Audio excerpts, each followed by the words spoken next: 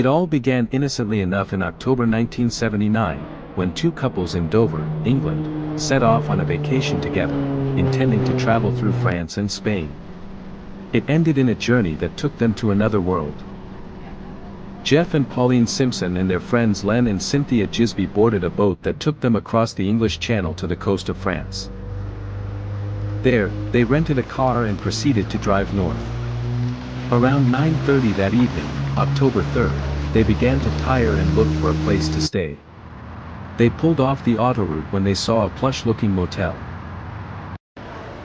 Len went inside and in the lobby encountered a man dressed in an odd plum-colored uniform. The man said there was no room in the motel, but there was a small hotel south along the road. Len thanked him and he and his companions went on. Inside, the hotel felt unusual. The furniture was antique, the rooms were bare but neat. The staff wore clothing that looked old, almost decades out of fashion. The rooms were no less strange. The beds had heavy sheets and no pillows. There were no locks on the doors, only wooden catches. The bathroom the couples had to share had old-fashioned plumbing. After they ate, they returned to their rooms and fell asleep.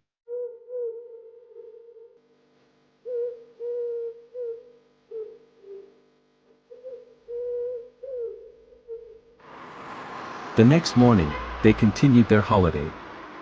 The stay had been cheap, quiet, and strangely memorable.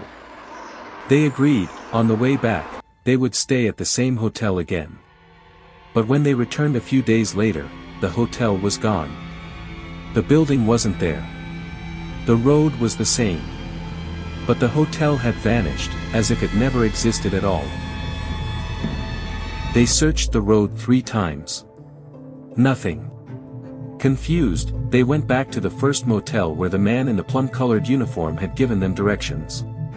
But this time, there was no such man, and the clerk swore no one dressed like that worked there. Back home, both men developed their holiday photos. Each roll had the usual sights and landmarks, except the photos taken at the hotel. They were missing. Not blurred. Not damaged. Just gone. As if they had never been taken. Except one detail, the negatives showed signs the camera had tried to wind film in the middle, as if something had interfered. Years later, researchers discovered that the gendarmes' uniforms they described had not been used in France since before 1905. Had the couples slipped back in time? If so, why did the hotel accept modern money, and why weren't the people shocked by their car or clothes?